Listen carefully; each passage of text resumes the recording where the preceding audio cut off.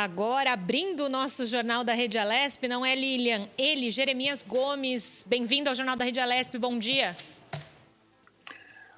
Bom dia, Julie. Bom dia, Lilian. Tudo bem com vocês? Tudo bem, Jeremias? O que você trouxe hoje para nós de informações aqui da casa?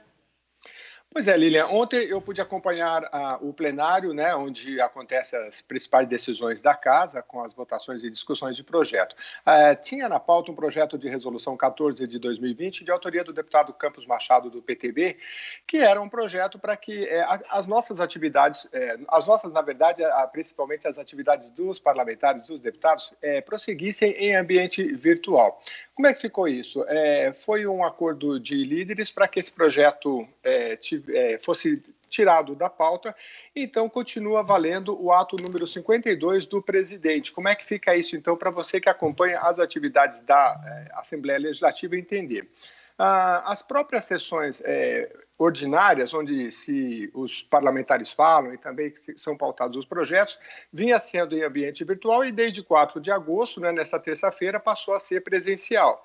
E isso vai continuar a partir de segunda-feira, 17 de agosto.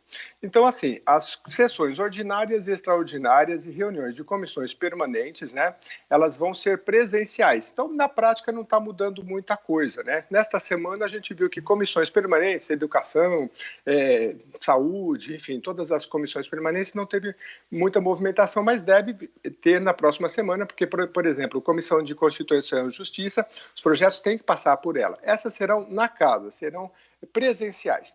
As atividades do plenário também presenciais. O que é que fica virtualmente? CPIs, né, que a gente tem acompanhado, hoje a gente vai trazer informações, reuniões de frentes parlamentares também em ambiente virtual, os atos solenes, logicamente, porque a aglomeração de pessoas, então nós temos tido bastante atos solenes, mas tudo continua em ambiente virtual. Aliás, as CPIs têm uma questão lógica também, as CPIs, elas têm oitivas. Então, para trazer as pessoas, por exemplo, nós tivemos aí representantes na CPI da fake news do Facebook, do Twitter, para trazer essas pessoas fica mais complicado por todas as questões da pandemia. Então, continuam sendo ouvidas em ambiente virtual. E presencialmente, então, as atividades do plenário, né, onde são discutidos e pautados os projetos, não é? Ô, Claro Jeremias, que Pois não, Lídia? desculpa eu te querendo te cortar. Fala só uma coisa, as pessoas podem estar vindo assistir o plenário ou não? Isso está aberto só para os deputados. Esclarece isso para o telespectador.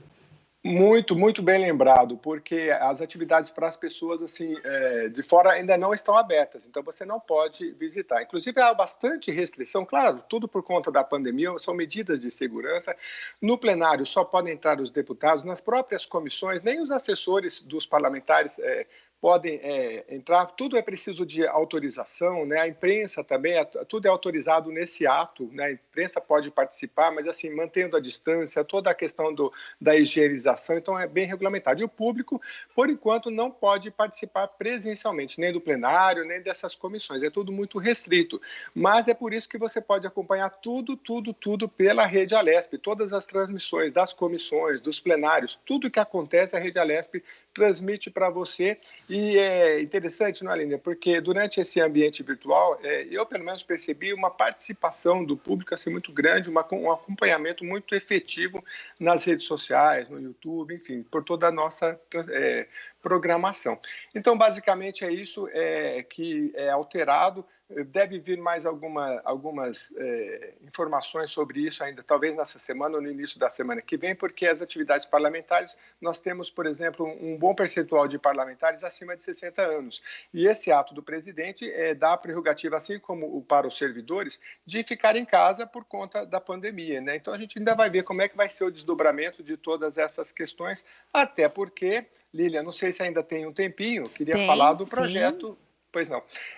Do projeto que já foi publicado no dia 13 de agosto, né, nesta quinta-feira, que está sendo chamado aí de reforma administrativa e tributária no nível estadual, né? Que é um projeto que tem recebido críticas aí de diversos deputados, é de autoria do governador João Dória. Claro que a situação também vai colocar todo o seu posicionamento, mas é um projeto que extingue as fundações estaduais como FURP, Oncocentro, EMTU, ITESP e CDHU. A CDHU é a empresa ligada à Secretaria da Habitação, né? Modificações na sistemática de contribuições do IANSP, né? Que presta assistência à saúde aos servidores públicos, altera impostos como IPVA e ICMS, que são os principais. O ICMS é o principal imposto dos estados, né? E juntamente com o IPVA vai ter alterações. Concessão de parques públicos, como o Parque da Água Branca, que muita gente conhece, eu frequentei muito, e Vila Lobos. São alguns dos itens previstos no projeto de lei 529 de 2020. Ele foi publicado já no Diário Oficial, agora ele deve entrar em pauta, fica em pauta para receber as emendas nos plenários. Aliás, tem várias manifestações aqui, deputado Carlos Gianazzi. Eu vou destacar, por exemplo, a manifestação da deputada Janaína Pascoal, do PSL, que ela disse o seguinte: é o projeto mais complexo da legislatura. É uma reforma tributária e administrativa. O governo pede extinção de autarquias, altera ICMS, muda completamente a assistência à saúde dos funcionários públicos, prevê alienação de imóveis não definidos, fala sobre previdência complementar.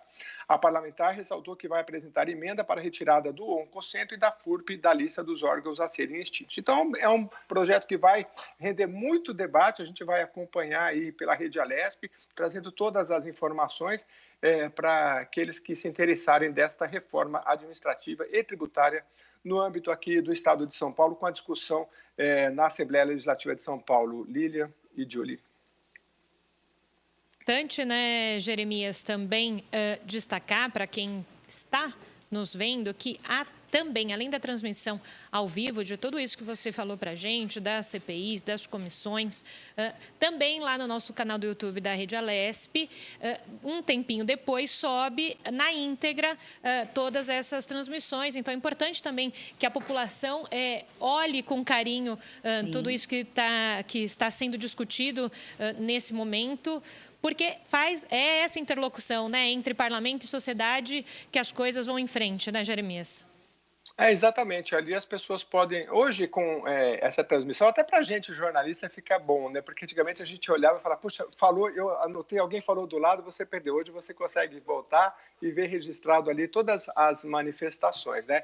É lógico que em ambiente virtual, os trabalhos que vinham sendo realizados, eles têm os seus benefícios, os seus prós e contras, né? Que foram analisados aí pelos deputados, né? Uma parte gostaria que continuasse em ambiente virtual e outra parte preferiu que voltasse. Então, venceu praticamente os trabalhos que são, não diria mais importantes, mas são o cérebro aí do parlamento, que são os projetos que são pautados, discutidos e votados no plenário Juscelino Kubitschek. Essas atividades vão ser presenciais. E aí, em ambiente virtual, a gente pode acompanhar tudo e fazer as nossas manifestações, né? Porque, como eu falei no início, a participação popular tem aumentado muito e isso é muito bom, porque são decisões políticas que vão afetar a vida de todos nós. Bem, Jeremias, muito obrigada aqui por ter dado um passadinho, um giro, falando o que vai acontecer hoje, né? O que está acontecendo dentro aqui da Assembleia Legislativa. E hoje ele volta ainda. Quem sabe ele não volta de novo para estar falando, né? Porque logo mais agora está começando uma nova CPI, uma outra CPI em andamento. Obrigada, viu, Jeremias? Um bom dia. Para vocês também, um bom jornal. Obrigada, Jeremias.